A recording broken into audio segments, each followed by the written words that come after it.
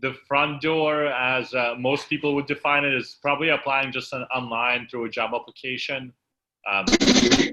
Hyper competitive, and for most people with non-traditional backgrounds, it's just hard to get through the door. And tonight we actually have a very special guest, and Melvin is gonna introduce her. And we're just so happy that all of you are part of our community, sharing your stories, helping one another. So just wanted to drop by and say hi. All right. So let's get this started.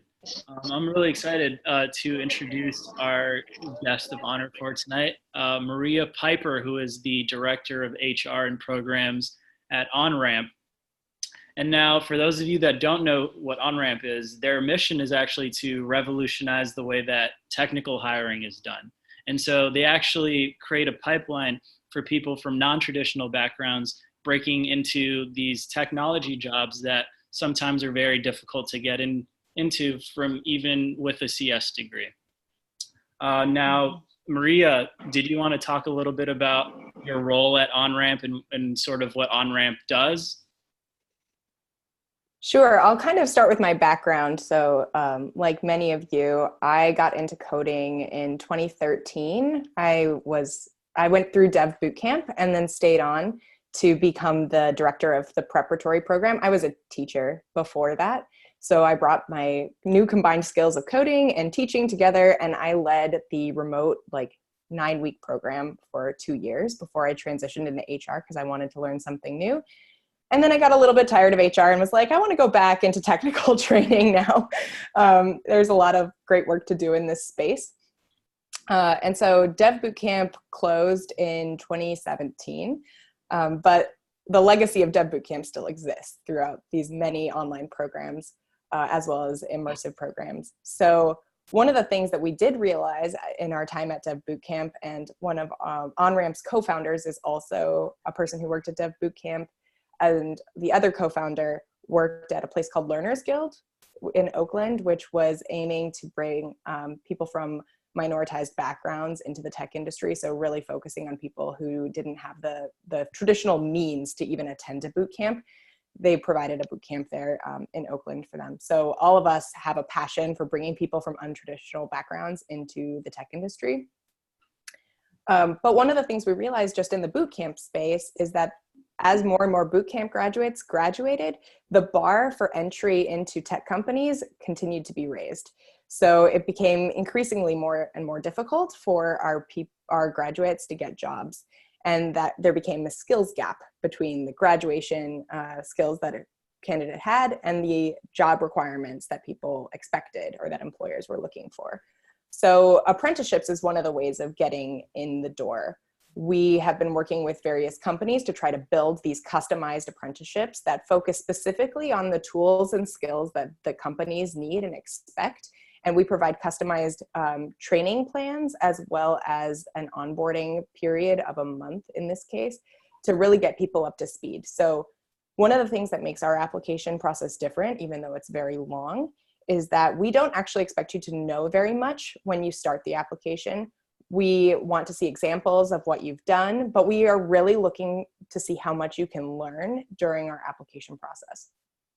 So we provide upskilling resources throughout, and the challenges get more and more difficult as you go through the process. So it starts with, hey, share what skills you already have, and then look at, give us an example of something you've done that you're proud of. We don't care what kind of code it is. It doesn't need to be even related to iOS development, which is the apprenticeship we're looking for right now.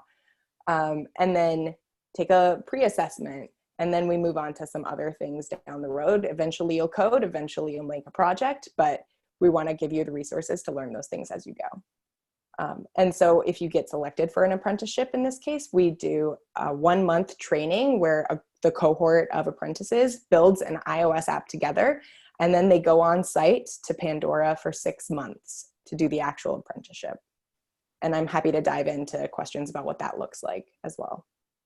Yeah, so is that 1 month actually like at like Onramp, or is it like remotely? Do you guys kind of head that, or is that more so in the hands of the companies that you're working with? We hire a teaching engineer and we create the curriculum for this in collaboration with Pandora, but you are working remotely for Onramp during that 1 month time with our teaching engineer and with me. And at the end of that month, you do a presentation on your iOS app to your future boss, who you will see on the following Monday. So it's pretty exciting. But it is like 8 hours a day at your computer, at your house, or wherever you need to work. Yeah, actually, because that was kind of one of the questions that we had from the community. Before I go ahead and start asking questions that we've had posted amongst our posts, does anyone here that's currently with us live have any questions that they wanted to ask Maria? Hi, Maria, I have a question. Yes. Hi, my name is Ruth. I am a mother of two. They just actually left.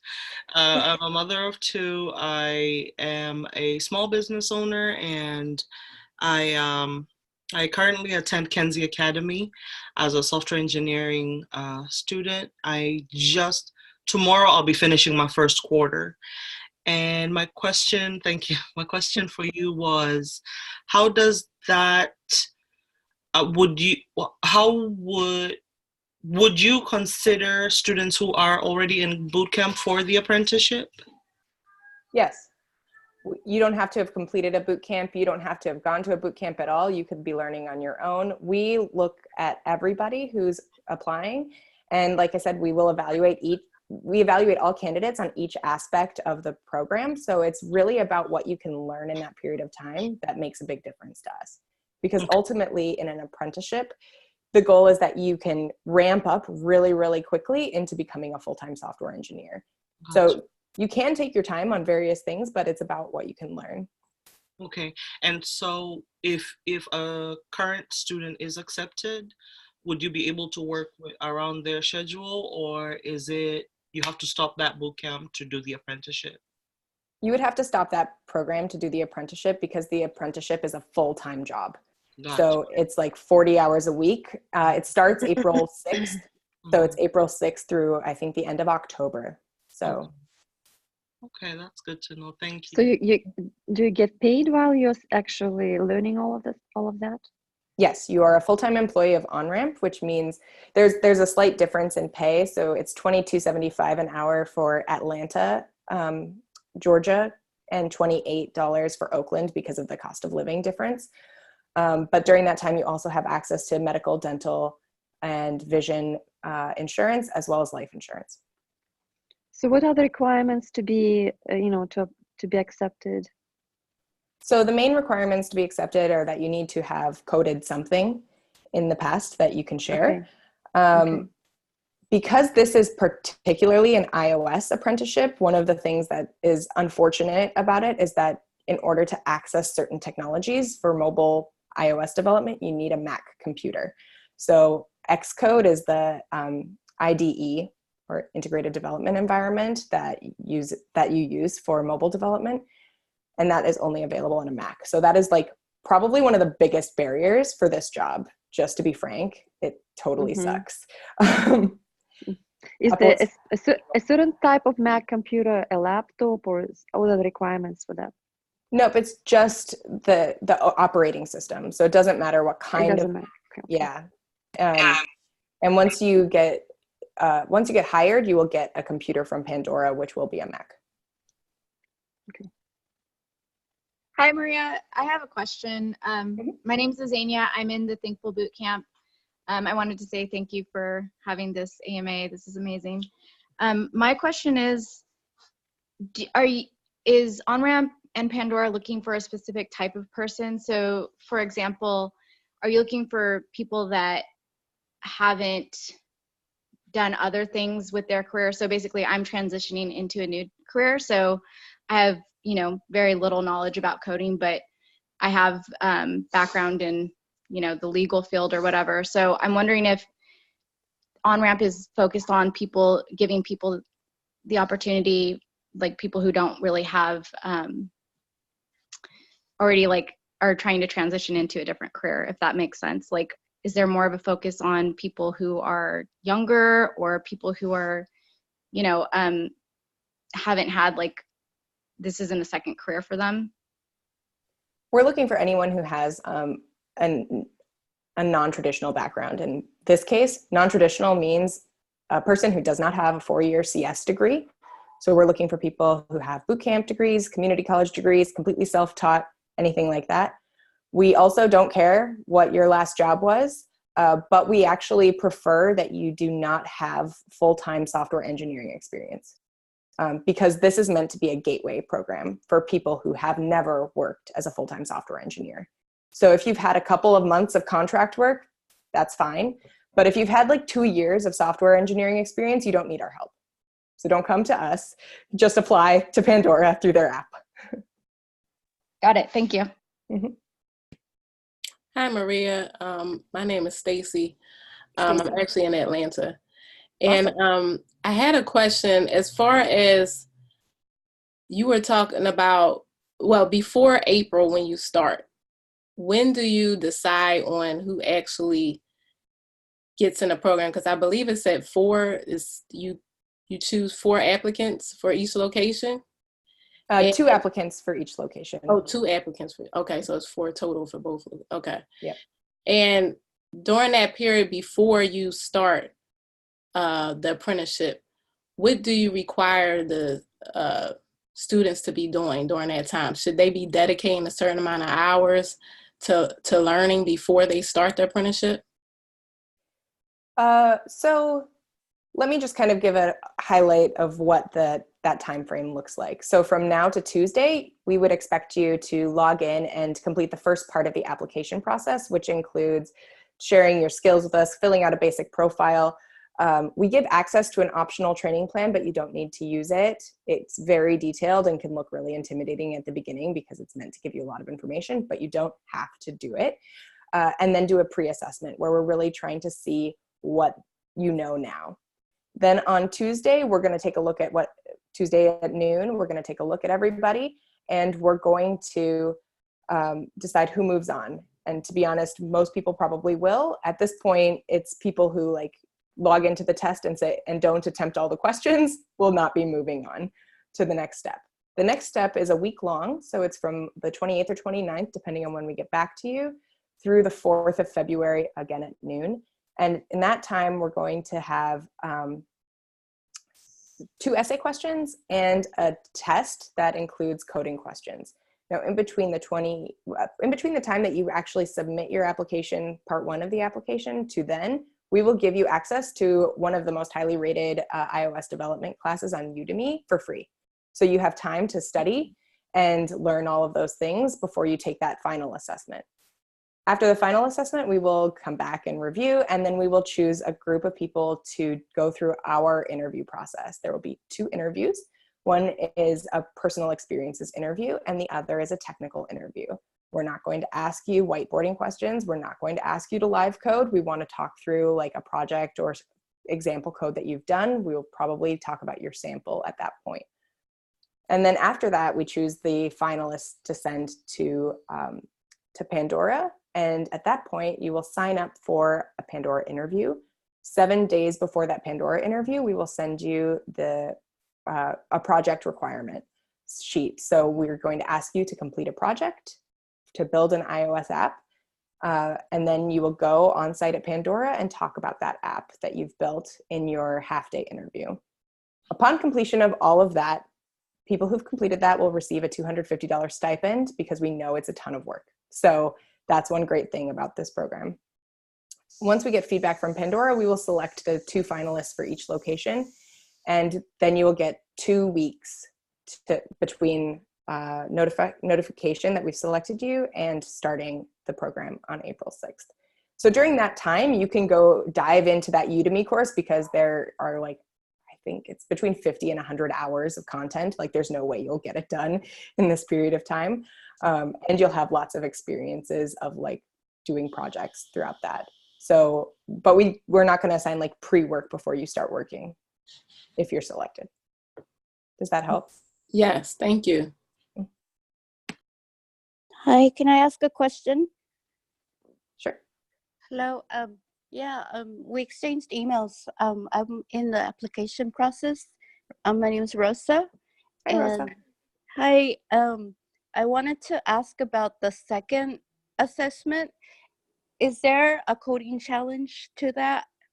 Yes, there will be 2 coding challenges in that, which will require you to use Swift. Oh, okay. And that will be required to use Swift. Okay. Yes.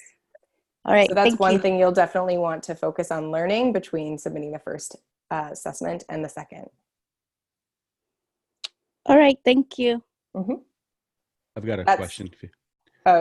Just a second. Let me just add that said, it's not going to be like a super difficult, you have to build a Swift app in this test. It's more like, hey, here's a small problem. There's just one's kind of a more basic problem that if you know one language, you can probably learn Swift to do it in another. And then the second one is slightly more moderately difficult, just to see where you are and how much you've learned. Cool. Sounds good. Sorry. Sorry. I wish there was a way we could like raise our little hands in here or something. I apologize.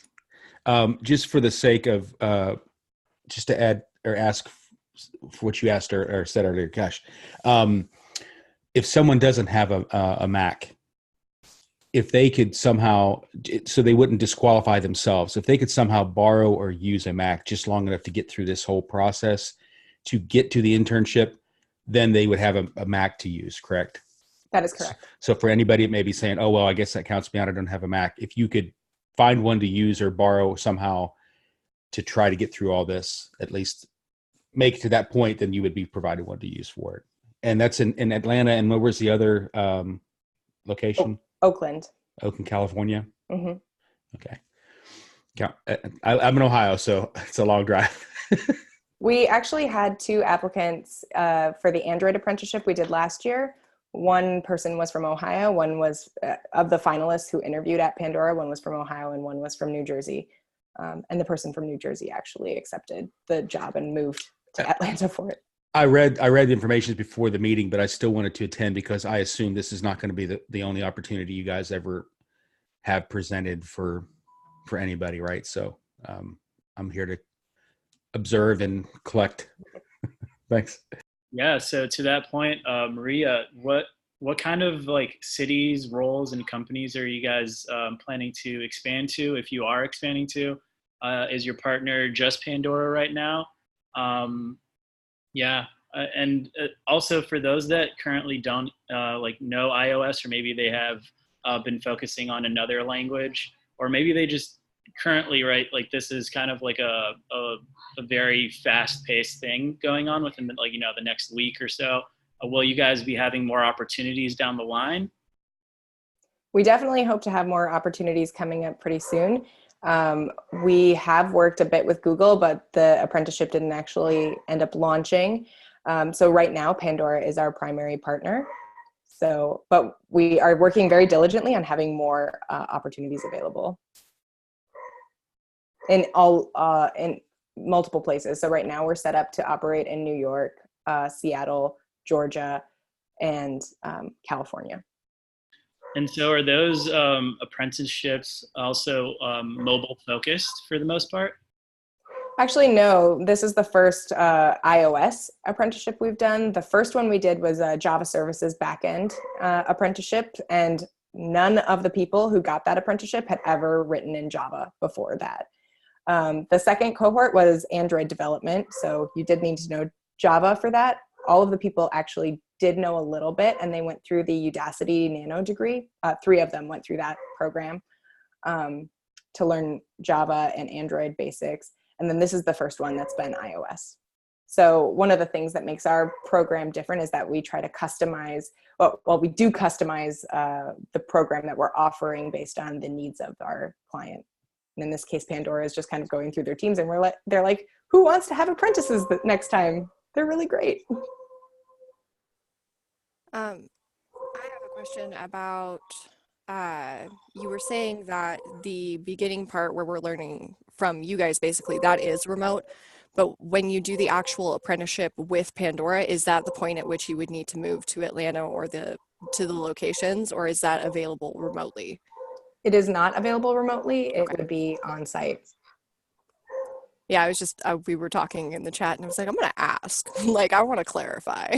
Yeah, that part's definitely on site. One of the things that, while that's a struggle for a lot of people who aren't in those two areas, it's really helpful for people to be able to just walk up to the person across when they get stuck on something versus feeling like, oh, I have to ping this person on Slack and bug them. Like, Yeah, it's a lot especially easier. after the apprenticeship, it makes it a little bit easier if they have one less barrier for asking for the help that they need. It makes it a little more smooth. So I see why that's important. But like I said, I was clarifying. So thank you. Yeah, to add to that, Pandora is actually very flexible. So 2 of the people who were in the Android apprenticeship for Oakland last year, or this past cohort, they lived like an hour to 90 minutes away, and they commuted 4 days a week, but they worked from home 1 day a week regularly.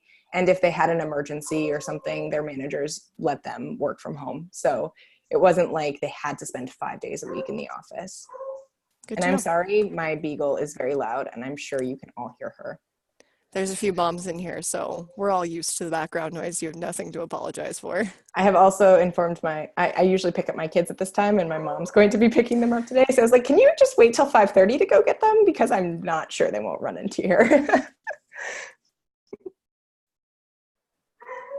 So Maria, sorry, did you have a question? Who was that? Oh, sorry. Yeah, I did have a quick question, just another kind of a branch off. My name is Andrew, and I'm feeling a little bit out of my element here because I'm actually not in programming or anything, but I'm actually looking into UX, UI design. Does Onramp service that area? Or are you more focused on people working with coding languages, coding apps? Just out of curiosity. We haven't had a client who's asked for UX UI skills yet, but that doesn't mean that they wouldn't. Some of the things we were working with Google on doing apprenticeships for, just to give you kind of an idea of the breadth, we were working on technical writers, what they call developer programs engineers, which are people who will like be active in assisting developers who are using Google products. So it's like that one was slightly more engineering, but wasn't completely engineering. It required people to actually be able to communicate as well. So if we did have a client who wanted UX UI, we would build a program for that. Okay, great. Thank you. Mm-hmm. So Maria, we spoke earlier today, and you were explaining to me the, I guess, the process of what the apprenticeship kind of entails. I know that we've touched about it a little bit briefly, but do you mind sharing a little bit more details on, the 1 month with Onramp and then the transition to the 6 months with Pandora and kind of what people should expect? Sure. So in that first 1 month, obviously the first day or two will be onboarding, both as an employee and you'll actually have to go to Pandora to get your computer and complete their contractor on orientation. But after that, we will give you a project that you'll work on, and each person will have kind of a lead role. So we did have someone who is the lead on UX UI, one person who was the front end lead. This is for the Android one person who was the back end lead, and one person who was like the project lead. So each person had kind of a leadership role and an area to expand and really find their voice in a technical way. And then the 2 people in Atlanta kind of worked on the back end together. The 2 people in Oakland worked on the front end together. And that's not set in stone. It just worked out better because of the time zone difference. And so every day they were kind of getting together either with each other or as a group of 4 to kind of talk through their ideas along with the teaching engineer who was guiding them. We did daily stand-ups, usually at like 12 Eastern or 9 a.m. Pacific, to kind of go through what the plan was that day. And the teaching engineer also provided like lectures on key concepts that are important for you to know. So things like big O notation, like computer science concepts that people at Pandora would expect you to at least have some familiarity with, certain algorithms and certain data structures. We went through some of those basics so that you would feel, or that our apprentices feel confident with those skills when they get there. Also, in like a, I guess, in a bigger picture context, it's kind of interesting to just to see how like many things are changing as time goes on. Like all of these technical advancements, these companies are really like hungering for talent and to find these qualified applicants, especially from people from diverse backgrounds, which is kind of hard to come by, especially when everyone kind of comes out like a cookie cutter. So can you talk a little bit about, I guess, some of the things that like tech companies are, doing to create these kind of pipelines to get people, without the CS degrees into these jobs? Yeah, so a lot of the larger companies, the Facebooks, the Twilios, LinkedIn, they actually have started their own apprenticeship programs. So if you're interested in finding out more, you can go to their sites and look up their apprenticeship programs. Companies that don't have the resources or don't have like a need to have an apprenticeship manager basically all the time can hire us. We generally work with more mid-sized companies. So I'll say that I think it's still difficult for people from non-traditional backgrounds to get their foot in the door. There's still quite a bias towards CS degrees, especially in the Bay Area. I don't know why that is. That said, it's slowly changing, and places are realizing that even for CS degree people, they need to have better onboarding programs. So these apprenticeship options are becoming more common. What would you say are kind of like key qualities or characteristics that you're looking for to get these people really through that door? So I think the biggest thing is that you just need to have some persistence and grit. Like anyone who's coded for a little bit of time knows what it's like to get stuck and go down a rabbit hole of errors and bugs, and just how do you get yourself out of that? That's something that's really important for a person in any apprenticeship role to be able to do. But on the other hand, knowing when you need help from somebody is also incredibly important. So we aren't looking for someone who's going to go off into a corner and like beat themselves in the head until they get the answer if they spend like a week doing it. If you know that you're stuck after a day and that you know that there's a person who can help you, get up and go ask that person for help, because you will save everybody a lot of stress and time if you do that. So recognizing your own limits, but also like wanting to work through them. Those are probably the two keys that we need for this role. Yeah, and I know that a lot of the, especially a lot of the people in our career karma community, they're really, just getting through even going through that 21-day challenge, starting from zero. It's like kind of a large, task and journey to kind of embark on. And so I'm actually really excited that a lot of, at least right now, that a handful of people are starting to understand that there are these kind of opportunities in companies like Onward and the initiatives that you're behind, and really actually like there's a lot more resources out there for people from non-traditional backgrounds to really like break through. Now, is there anyone else in the audience right now that had any questions for Maria? I do. It's Rosa again. Like, is it going to be a human grading the challenge, or is it like auto graded? And as well, how much is it like where you have to have the correct answer, or do you just like you want to see how you learn and how even if you don't get the correct answer? So in the pre-assessment and the final assessment, both of those are done via HackerRank, so they are automated. The grading is automated. The first one, the pre-assessment, is just multiple choice, multiple select. So there's really no like ambiguity there.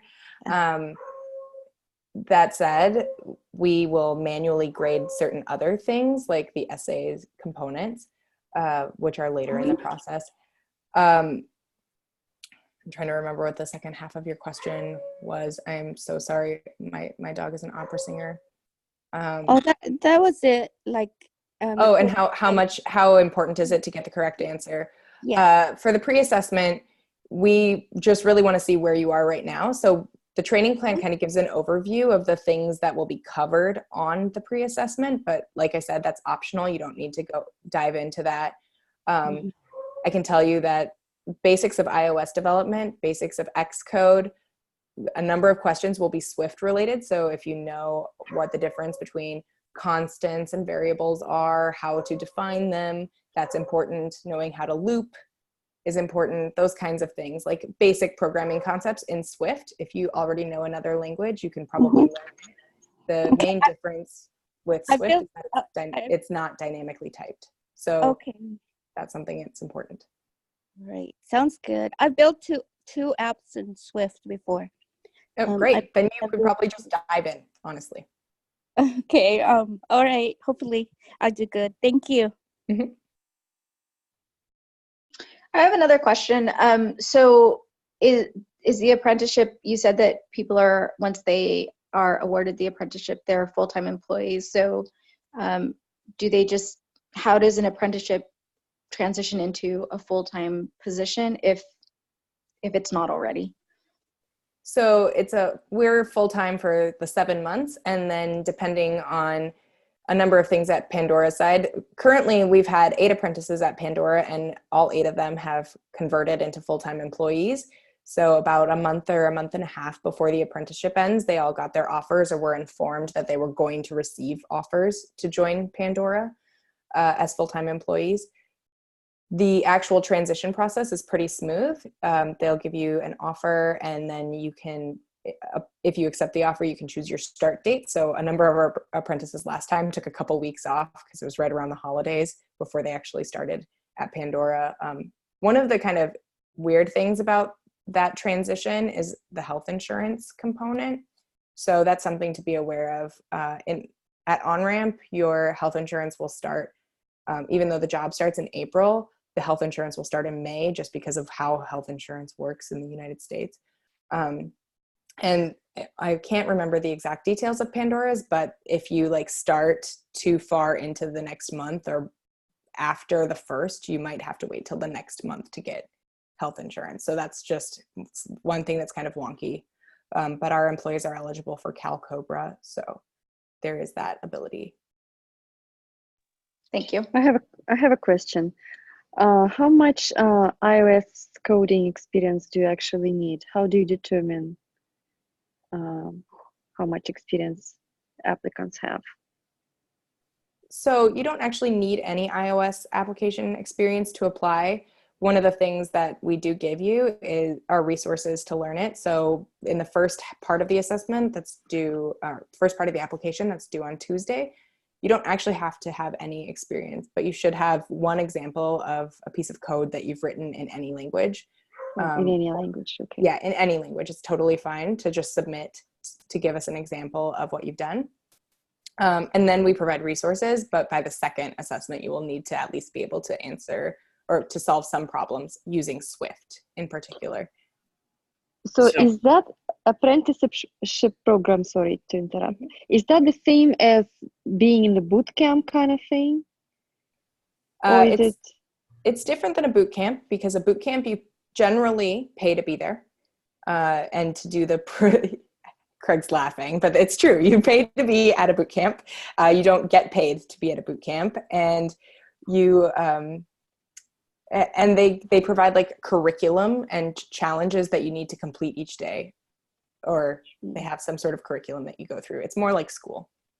In an apprenticeship, you are getting on-the-job training. So in the first bit, you're working on a long project that's meant to kind of simulate what it would be like to do an app from start to finish at a company.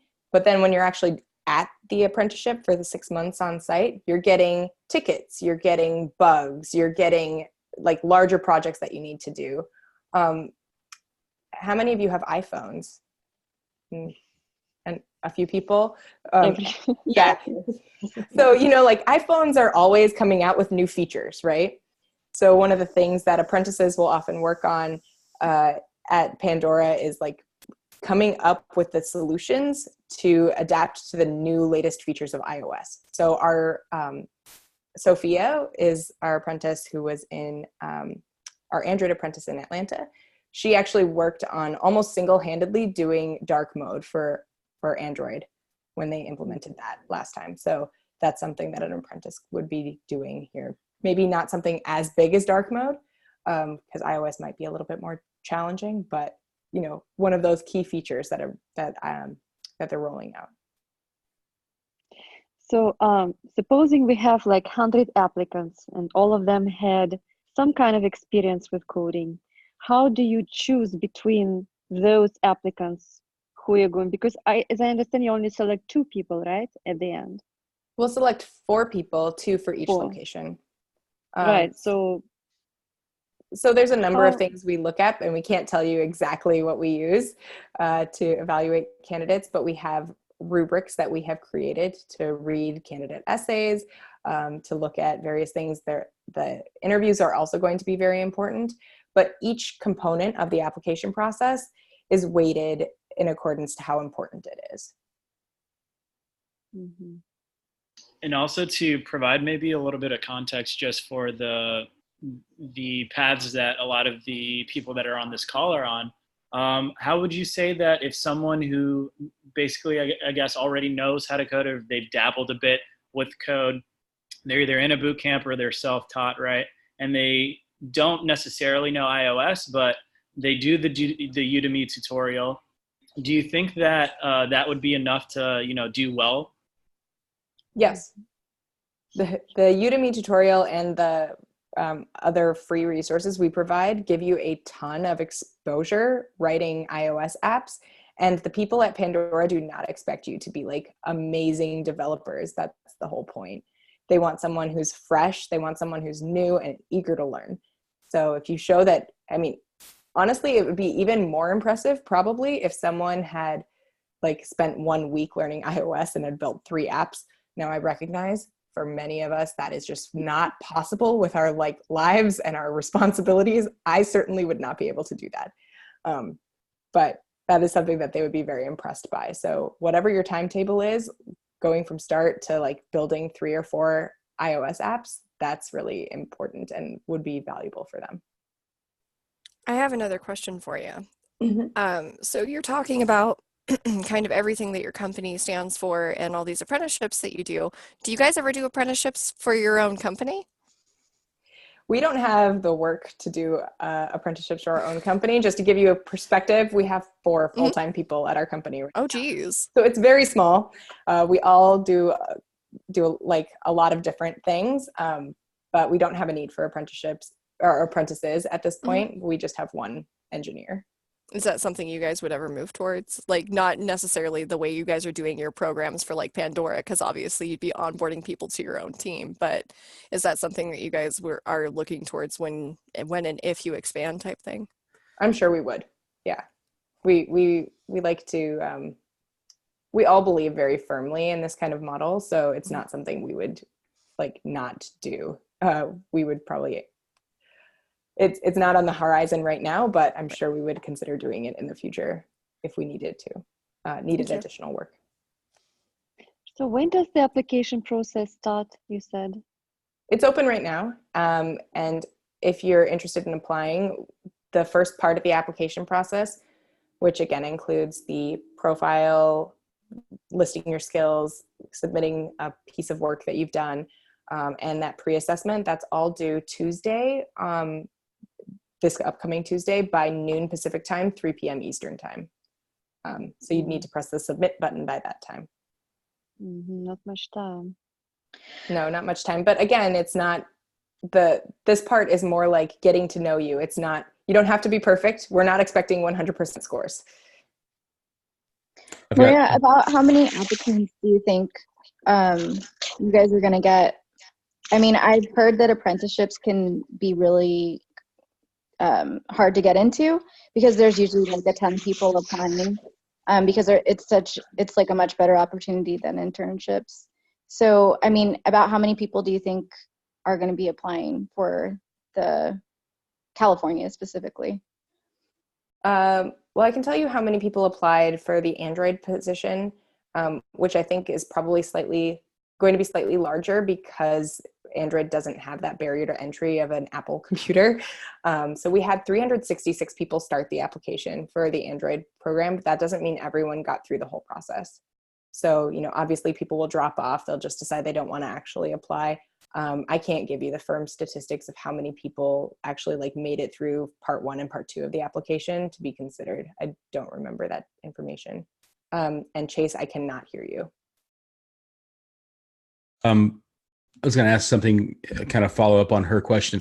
So obviously you're going to get a lot more people that are interested that apply than there's only 4 positions between the 2 locations. So for individuals that are maybe very interested in this, maybe they're nervous, or they're just starting out and they don't feel like they want to dive in something this quickly, is there a way for us to keep in touch with your company, or be on a mailing list for future opportunities, something like that? So maybe somebody that's very interested now, maybe, but not ready, could still have opportunities later to keep in touch.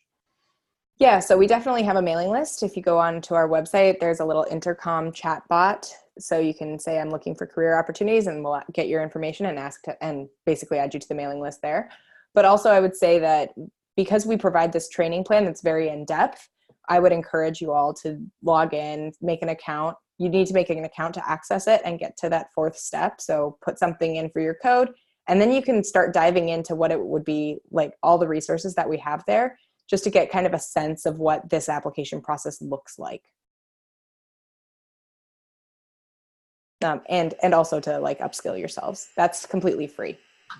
And where is the application for this program?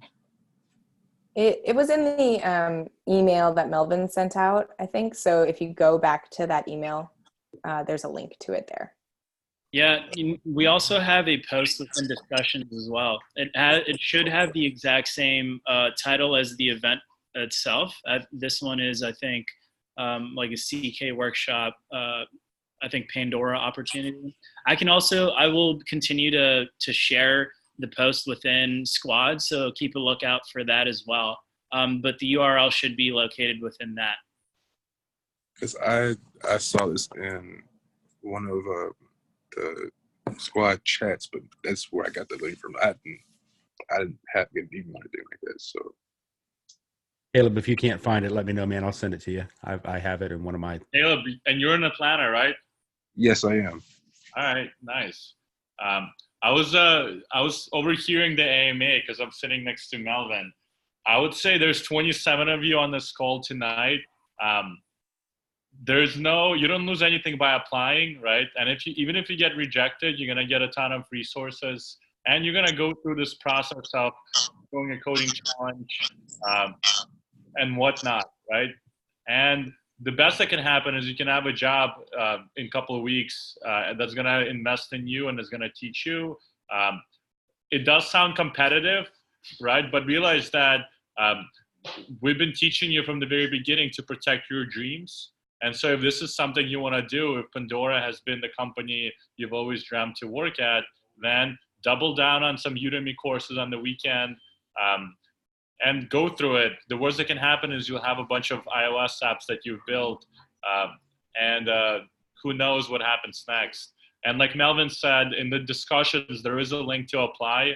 I think it's in the job search discussion, Melvin. Yeah, it should be in the job search discussion. So just don't wait until tomorrow. Just like do the bare minimum tonight, and then do more tomorrow. Like fill out your essay. Don't be afraid to be vulnerable and share all the reasons why you want to break into tech, and share all the obstacles you had to overcome too. So just keep going and don't stop. And remember that you also have there's Caleb. Caleb, what's going on? So I'm actually kind of in the hospital right now, kind of as we speak. Yeah. But, I'll be out of here soon. Like, I didn't know about this until like last minute, so I didn't receive like any emails or to really all good, man. You're the MVP tonight. I am going to apply for it for sure. I am in Atlanta. This is a minor setback, but I'm still going to put my application in tonight. Mm-hmm. So all I need is the link, and I have examples ready to go. Also, really want to do iOS development anyway, because of the main thing that kind of inspired me to really get into coding was like to be able to like add to and contribute to the platform that I've always had interest in, being technology. So iOS specifically, I already have courses on Swift and Objective-C, so I wouldn't say that I have the most experience on it. I really have to put time into it, but I think this would be a great opportunity for me. Yeah, So you got definitely excited. Caleb, when you're the MD, we're tuning in into an AMA out of the hospital, and we hope you feel better. We know you're going to be back coding again very soon, and yeah, don't miss the deadline. This is why I love Caleb. He could be like going on the gurney down the hallway with his cell phone. Like this is just a setback, you know. Yeah, minor Sorry, setback. Just a minor setback, folks. Oh, Yeah, man. You got this, bro. And now also you realize that you guys actually have like an advantage, because you guys do have like an entire community of people that have similar aspirations, right?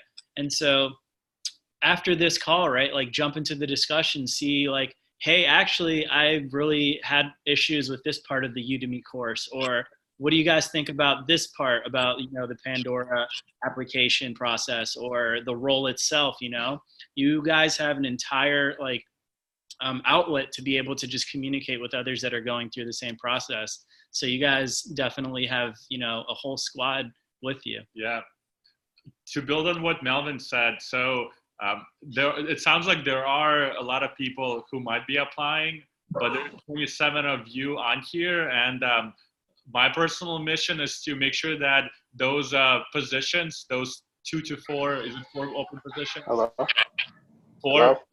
Those 4 positions go to Career Karma members, and I know there's nothing we can do from our end to like to increase the odds in terms of Onramp accepting you. The only thing we can do is just make you better over the next week in terms of helping you find the best courses, helping you answer questions, and connecting you to other people who are submitting applications. So yeah, if you're committed to applying to Onramp after this, in the discussions, just post that you're going to be submitting an application, and tonight Melvin and I will meet to discuss what we can do from our end to maybe host additional workshops and whatnot to get you all ready for that interview.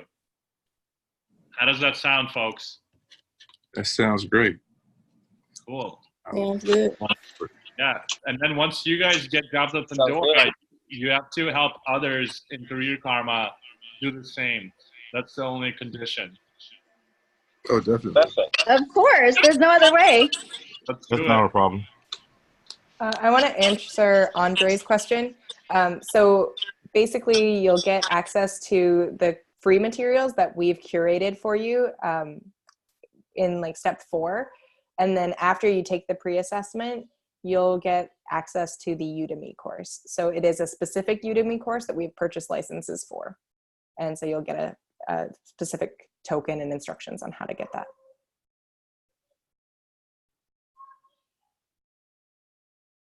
Cool.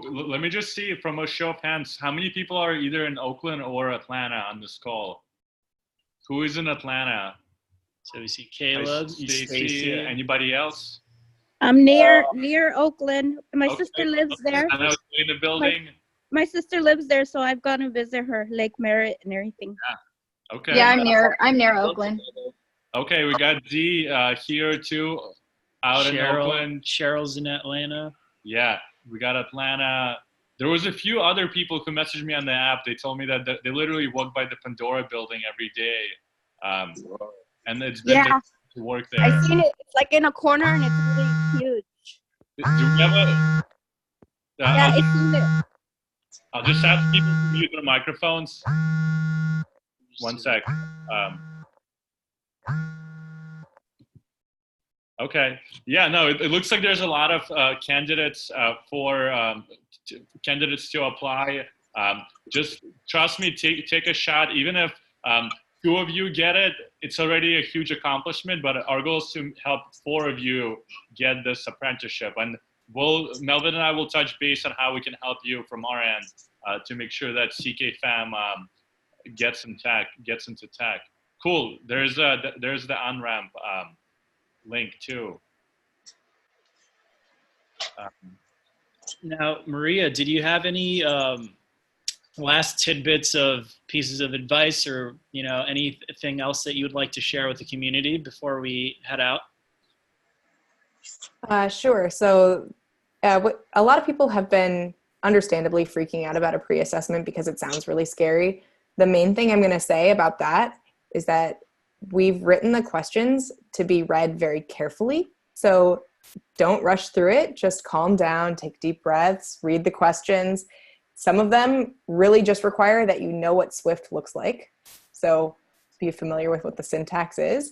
And because it's multiple choice, it's not going to hurt you to guess. So just guess if you don't know. It's not a huge deal. But do take the time to like read it, because some of them are a little bit sneakies. So yeah, that's one of the things. And then the other is, if you have any like specific questions, my email is maria@onramp.io. So you're welcome to email me directly. I don't usually work on the weekends, so get those questions into me by tomorrow. Yeah, and then if you do the essays, which again starts next week, one of the things that you mentioned already is to really be thoughtful in those essay responses.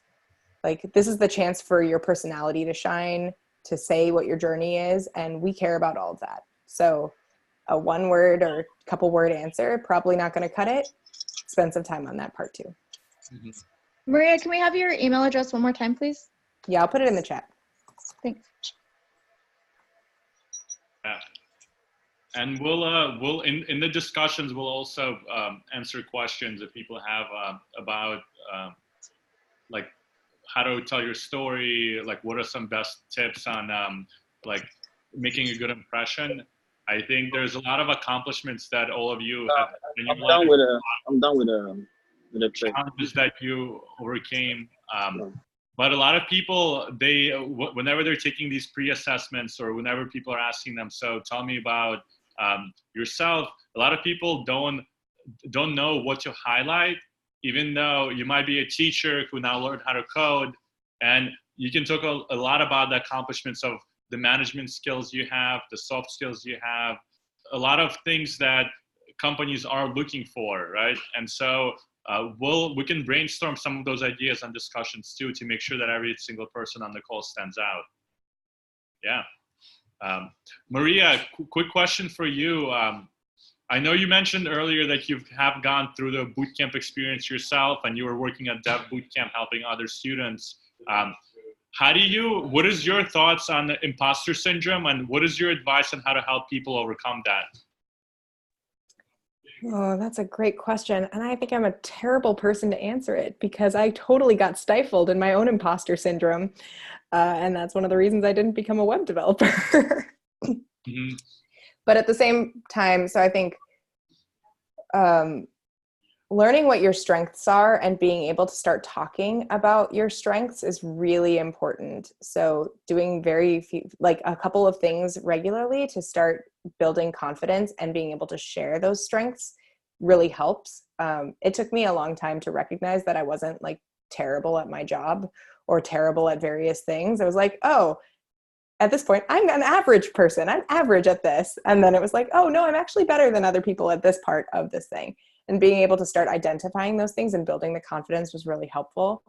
And also just trying to find a niche. Like, many of you seem to be transitioning into the tech industry, right? So you have different backgrounds and different things that make your resume unique.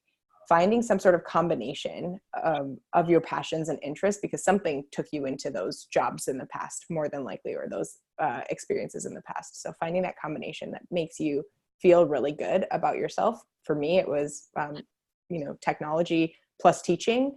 And maybe for you, it's like just learning how to do the front end portion of web apps or iOS apps. Just trying to find like that sweet spot is really important, and that'll help you overcome your imposter syndrome too. Yeah. Thanks a lot, Maria. And Craig asked the question in the comments. Maria, what is your thought on Didn't mean to abbreviate that. I'm sorry. It looks so bad. I just want to know if somebody wanted to attempt this, if they knew, like, I mean, I don't think I can move all the way to Atlanta, but they just wanted to see But the why, experience Greg? of Let the me ask you process. this: why do you think you wouldn't be able to get through the process?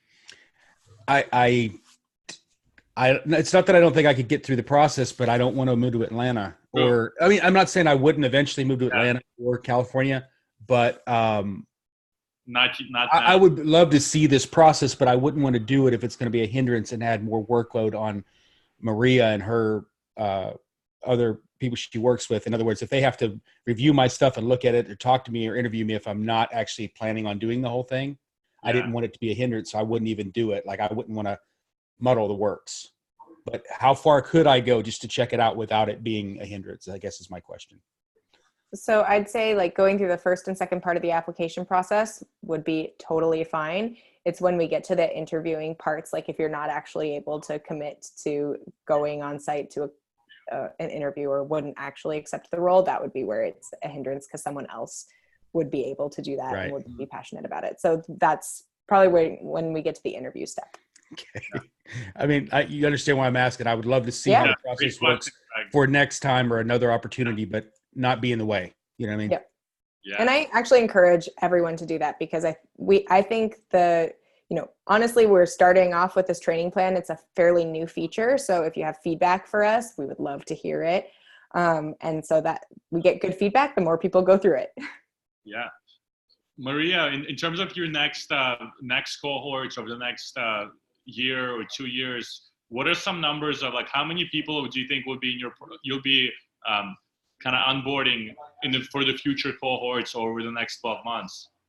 I would love to say that we know, but we don't currently have an idea. Yeah, we're still working on getting some more clients. So yeah, the business cycle takes a long time to get responses. If you place a lot of really solid career karma people and they give you, some great reviews, maybe that'll help boost those, stir up those. We're connected because we actually have a shared investor that invested in Onramp and Career Karma, because they also believe in the work that both companies are doing. And so we're definitely trying to find ways to create more pathways and collaborate together to make sure all of you get jobs as soon as you can. Yeah. Awesome. Thank you so much, Maria, for joining. Thank you, everyone from Atlanta, Thank you.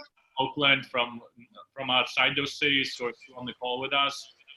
Just take a shot. Who knows where it will take you, and it'll definitely prepare you for other interviews and other job applications. Yeah. Thank you so much, everyone. Maria. Right, thank you.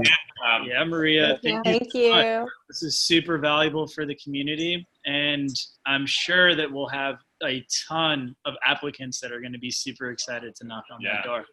Melvin, I have a quick to see question. all of your applications. Sorry, go ahead. Sorry. Oh, I just had a quick question about the discussions. I haven't seen it in the CK app, so sorry to interrupt, Maria. Yeah, Z, you might have to update your app, but it's once you open the community tab, you'll see it at the top. Okay, thank you. Message me and I'll send you the links. But yeah, folks, discussions is a new feature that we released a couple of weeks ago. It's a way for you to connect with anyone else on Career Karma around the shared topic. And so if you don't see it in your app, reach out to Melvin or me, and we'll help you navigate to it. And as Maria said, there was a portion of the application where a couple more, a couple of sentences might not cut it, but having a well thought out response about, like, these are the things that excite me, these are the things that I'm kind of all about. Discussions is a wonderful way to really start practicing that muscle memory of, like, this is, the type of story that I want to tell employers, potential, employers, and in the job process with your interviews and all of that. Discussions would be a really, really great spot to just check out, jump in, add your chapter. We'll have a ton more of, like, really interesting prompts and posts. We'll have people just like Maria coming on and talking and engaging with you guys. And hopefully we can take all of the value and all of the wonderful things that are coming from this conversation and transferring that and having it live within the app so that people behind you can actually look at all of the things that we've come here and documented and have that be impacting their lives as well. Yeah. And we do have an Atlanta squad on the app that's a couple hundred members. And I know Stacy, she's one of the squad leaders for the Atlanta squad. And our Bay Area squad also has about 200 people. So I'll be in touch with the squad leaders because let's rally our members and help them get ready for these interviews. Shout out to everyone who's on the call: Stacy, Caleb, Craig, Maria. Thank you all so much for coming tonight. Yeah. Thank you so much. Yeah. Atia, I'll message you on the app so we can debug your issues. Good night, everyone. Good night, everyone. Good night. Thanks again. Yeah. Thanks again, Maria. Good night. Bye. Bye.